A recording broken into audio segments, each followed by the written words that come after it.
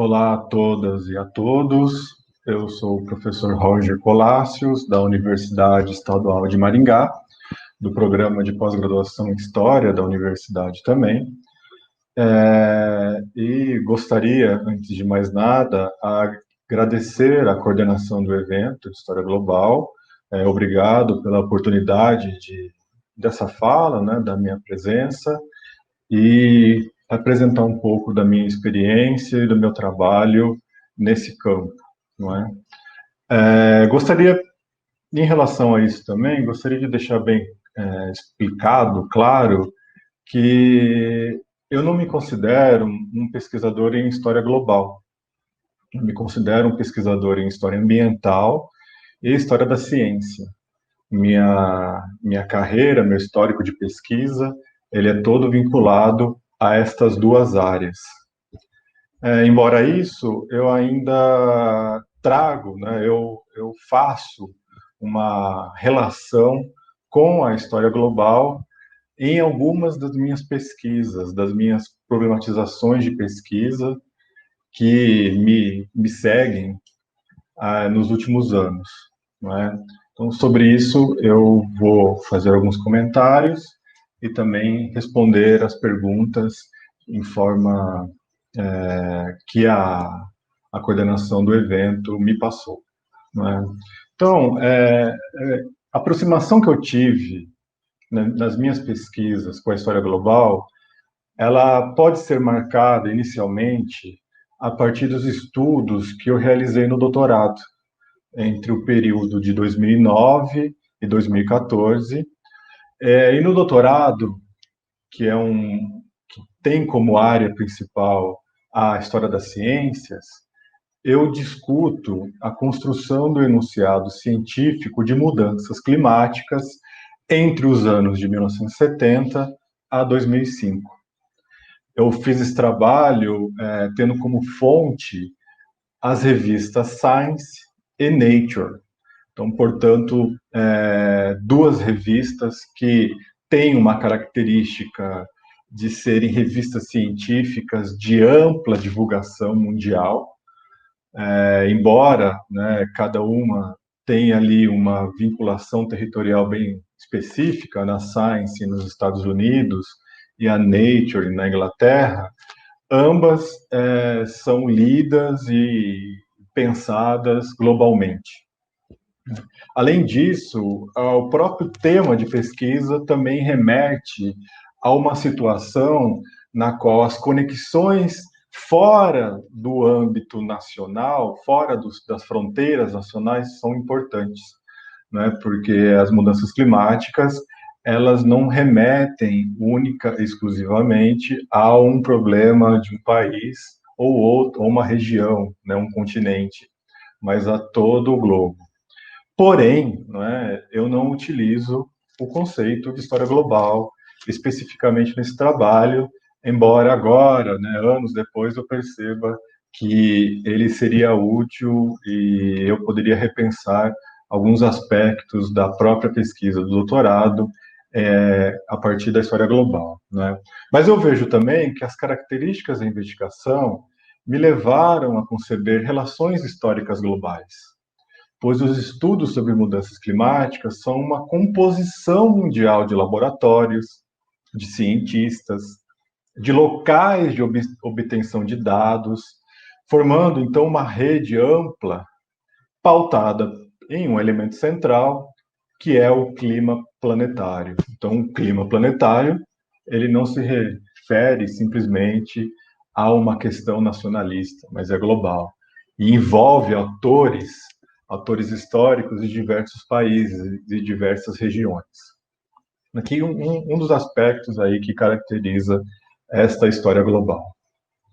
Porém, de forma mais incisiva, e aí sim, definitivamente, utilizando o conceito de história global, foram as pesquisas que eu tenho realizado nos últimos anos sobre história ambiental do petróleo. Quando eu começo a pensar o lugar do petróleo no sistema econômico mundial, no capitalismo, e principalmente a relação entre a atividade econômica petrolífera e o meio ambiente. E a partir disso eu vou fazer leituras que, de uma forma ou de outra, alguns mais diretos, outros indiretos, eles vão remeter à história global como um todo, como, por exemplo, os trabalhos do Emanuel Wallenstein sobre o Sistema Mundo, do Giovanni Arrighi, Sanjay Subrahmanian, né, com as teorias subalternas, as histórias conectadas, o Sebastian Conrad, o Dipesh Chakrabarty, que também trabalhou, né, muito próximo ali das teorias subalternas, assim como o Sanjay Subrahmanian fez, embora o Dipesh Chakrabarty ele trabalhe muito mais agora com a questão do antropoceno, que é um tema que pode e que deve, acredito eu, ser analisado a partir desses aspectos de história global, e o Manuel Castells também. Não é? Então, são autores que, direto ou indiretamente, me trazem reflexões metodológicas, reflexões teóricas que ajudam, né, a entender essa história ambiental do petróleo, tal qual eu venho trabalhando nos últimos anos. Né? E essa pesquisa, ela tem analisado a composição global daquilo que chamamos de cidades do petróleo. Não é um termo original da pesquisa, né? A gente tem outros pesquisadores que usaram esse termo, cidades do petróleo, em algum momento, mas a especificidade dessa pesquisa e da utilização desse termo cidades do petróleo é que são zonas urbanas formatadas, seja em sua origem ou posteriormente, inteiramente para atender às necessidades da atividade petrolífera, fornecendo, fornecendo condições gerais de produção, os meios e a força produtiva, né, para que a atividade, toda a cadeia do petróleo, né, desde a extração, desde a prospecção, a extração, o refino, armazenamento, transporte, distribuição, venda, fosse atendido aí pelo núcleo urbano, por essa região ou pela zona urbana como um todo. Né? E, em contraponto, essas cidades do petróleo acabam recebendo a maior carga dos danos ambientais, como a perda da biodiversidade, acidentes de todos os tipos, desde os acidentes de trabalho até os acidentes como vazamento de petróleo, né, e demais explosões e demais situações que podem gerar algum tipo de dano ambiental, né, um inchaço demográfico, uma modificação e excesso de utilização dos aparelhos sociais dessas cidades e etc. Então, de forma mais específica, os estudos estão dirigidos a regiões globais de mesmas características históricas. Daí o caráter do petróleo como uma espécie de commodity universal, né? Ou seja, está presente em todas as partes como um elemento central do sistema capitalista e cujas características de expropriação primária seguem os mesmos processos econômicos, sociais e políticos, não sendo necessariamente vinculados às características locais, mas ao mesmo tipo de exploração. O que eu quero dizer com isso é que o petróleo ele está presente em todas as sociedades atuais.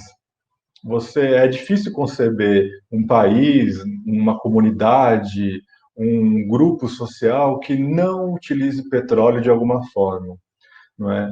E não só em relação à utilização do petróleo, mas também a necessidade que existe em relação a esse produto para a manutenção do sistema capitalista internacional. E o interessante é que, quando a gente pensa no processo de exploração desse produto, a gente percebe que há uma certa igualdade ou semelhança, não é, nos processos econômicos, sociais e políticos que vão sendo construídos ou constituídos nas regiões onde há maior exploração do petróleo, né? Então, há a presença de multinacionais, estatais, muitas vezes, não é? E estatais que não se restringem aos limites territoriais do estado na qual ela faz parte, mas são estatais que estão presentes em todas as partes. E você percebe que o formato de expropriação das jazidas de petróleo, né, e a extração e toda a cadeia produtiva que eu já falei aqui é o mesmo.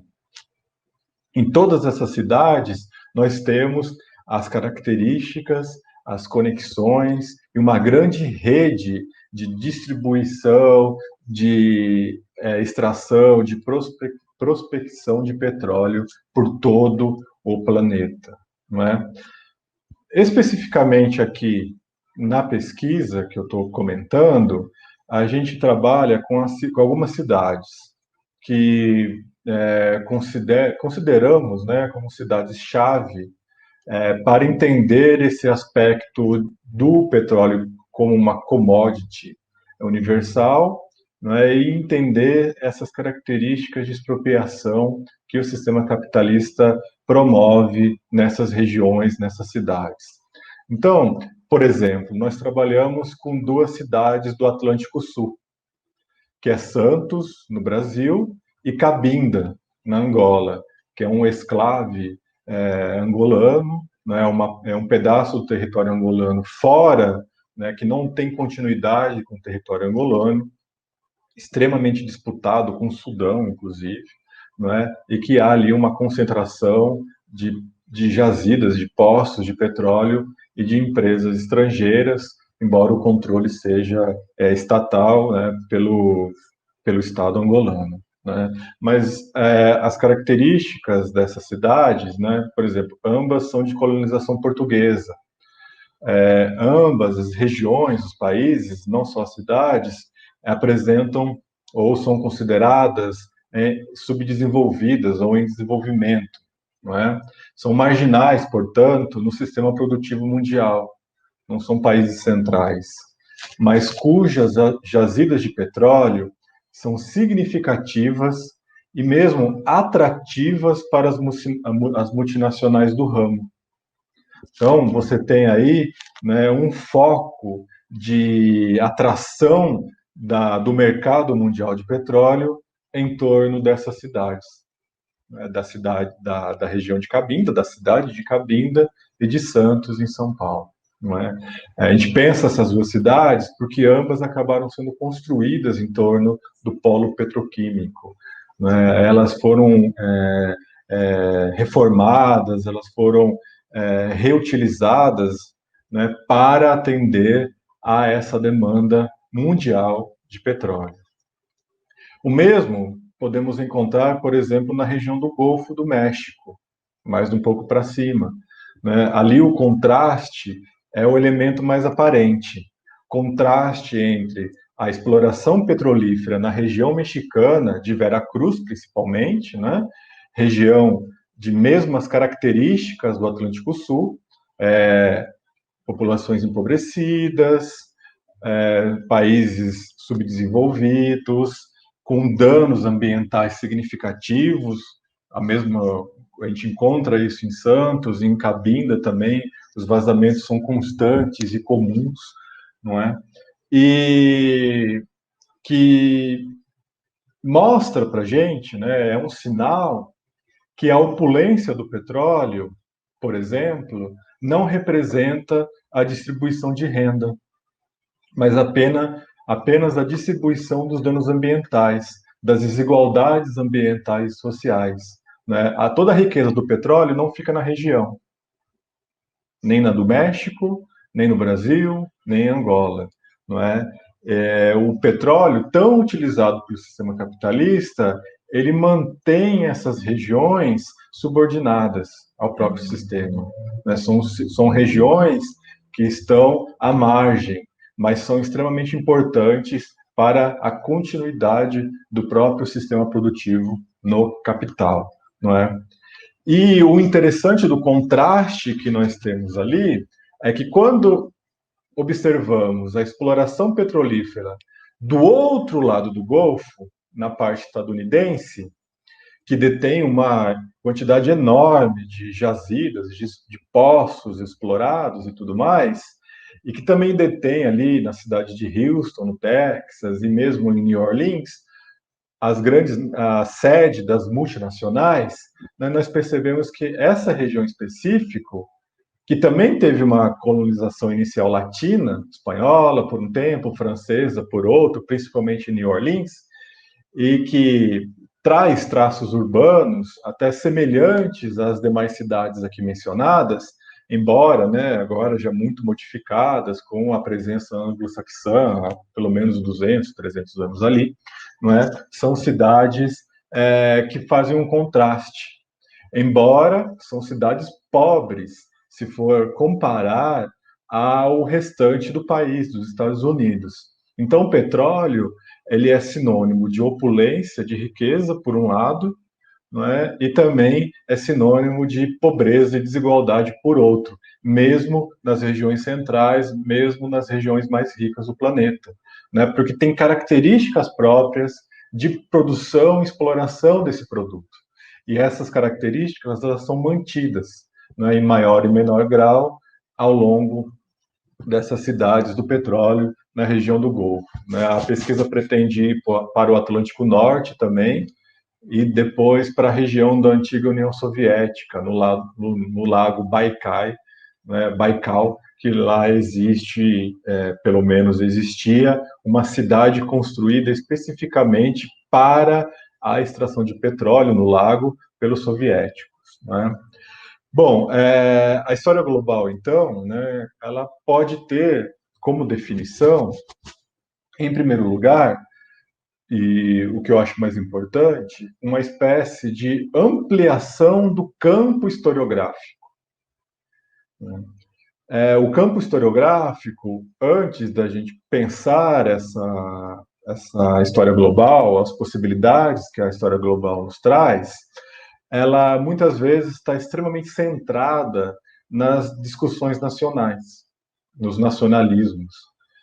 Ela é territorializada muitas vezes, né? Que apesar de toda a importância que esses limites têm, esses limites territoriais, espaciais, muitas vezes não permitem a observação dos fenômenos históricos em outros espaços e mesmo temporalidades, não é? E a história global ela traz isso, essas interconexões, não é? Essas redes, essas integrações que são possíveis no campo historiográfico.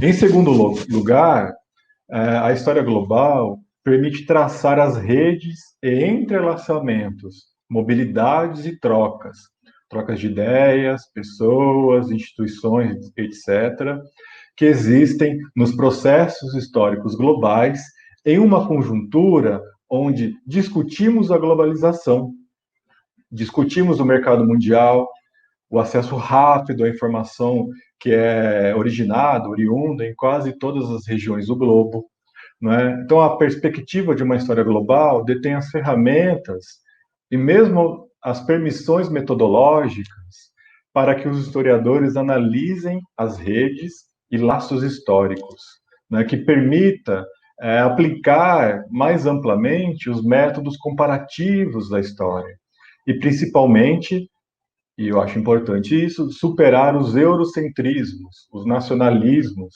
percebendo as ligações locais e globais, as múltiplas escalas de análise, as microhistórias também, que podem tomar uma dimensão global, não é? E as problematizações macro, tal como a questão petrolífera que eu comentei agora, né? Nesse sentido, trabalhar com jogo de escalas é um fator importante para a reflexão da história global. Escalas tanto no sentido espacial, do local ao global, quanto no sentido da dimensão de multiplicidade temporal dessa história global.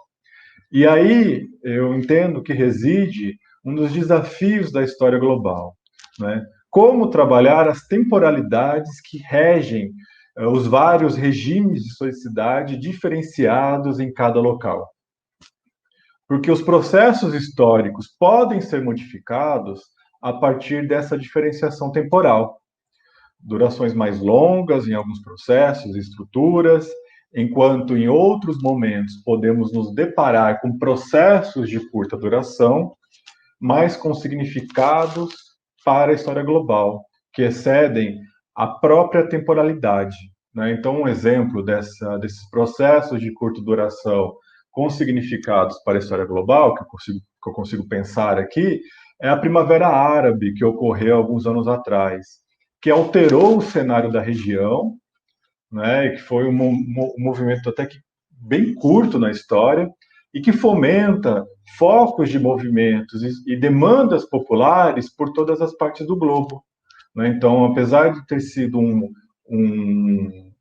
fenômeno, um evento de curta duração, teve um significado global.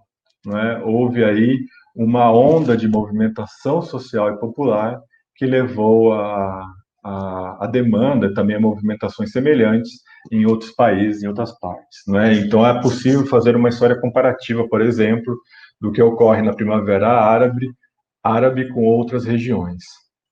Há aí também uma questão interessante com relação à história do tempo presente e à história global. A história do tempo presente tem como uma das marcas a investigação de eventos ocorridos dentro de um período temporal recente. Há divergências significativas quanto ao marco inicial. Né? Muitos autores vão colocar o marco, até quando a gente pode considerar a história do tempo que a gente está fazendo como o tempo presente. Né? Há uma grande divergência em relação a isso. Né? Qual é o recuo temporal, a alteridade com o tempo que nós devemos manter. Mas a história do tempo presente tem lidado, né, ainda assim, né, apesar dessas divergências, né, mas a história do tempo presente ela pode ajudar na história global, principalmente porque ela tem lidado com a multiplicidade dos tempos históricos inseridos no presente. Né? A duração lenta ou rápida dos eventos, como eu falei aqui da Primavera Árabe, a noção de um passado que não passa, não é? Questões do passado que não foram suficientemente resolvidas em termos sociais, como a ditadura brasileira, por exemplo, né, que se mantém presente na nossa atualidade, a memória, o testemunho, né, que são elementos importantíssimos para você pensar nessa história do tempo presente e também na história global, né, as memórias globais, o que se mantém como eventos significativos da memória de várias comunidades, de vários países e nações. Né? Então, dá uma dimensão à história do tempo presente de vivacidade do passado, né, da própria história como viva, né, mas lidando também com as incertezas, com os fatos inacabados, sem a perspectiva da alteridade temporal que muitos historiadores possuem em relação ao passado estudado. Não é aquela perspectiva de saber o que aconteceu. Né? A história do tempo presente, em muitas situações, a gente não sabe como acaba. Por exemplo, quando eu trabalho com as mudanças climáticas, e eu considero aquela pesquisa como uma pesquisa de história do tempo presente também, eu não sei se as afirmações, a argumentação que eu utilizo na tese, ela vai se concretizar, né? Como, por exemplo, falar que daqui a 20, 30 anos vai haver um processo de irreversibilidade climática, na qual as mudanças promovidas pelo aquecimento global vão ser definitivas. Né? Então, essa incerteza do futuro que a história do tempo presente traz, ela pode ser uma ferramenta útil para a história global, para a gente entender também as incertezas dessas conexões e redes que vão sendo estabelecidas. Não é? Então, isso tudo tem uma implicação interessantíssima, no meu entendimento, para a história global, no trabalho com as múltiplas temporalidades e a curta duração em específico, particularmente no que se refere à capacidade do historiador mensurar a amplitude do fato, problema ou fenômeno histórico estudado. Então, como avaliar a globalidade da investigação histórica realizada, sendo que sua identidade histórica pode variar temporal e espacialmente? Há aí o risco de sucumbir a uma visão particularizada e culturalmente localizada da história global. De fato, esse é o risco que podemos nos deparar a todo instante.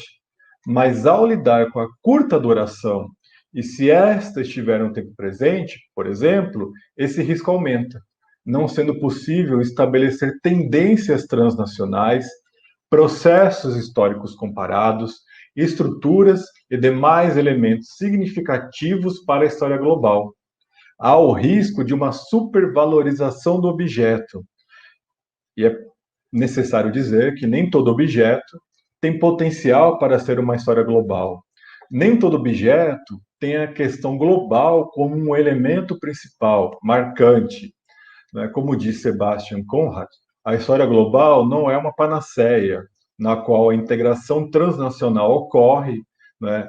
Então, devem ser mantidos os limites dos fatos. Não só mantidos esses limites dos fatos, problemas e eventos históricos, mas observados, né, como os atores históricos se comportam dentro daqueles fatos e suas conexões, né, sem que haja uma tentativa aí de extrapolar, não é, esses limites, e aí sim a história global é posta em risco, não é? Ou a concretização dessa história global é posta em risco. Eu agradeço novamente ao convite da comissão coordenadora, não é? E agradeço vocês todos por terem assistido o vídeo. Muito obrigado.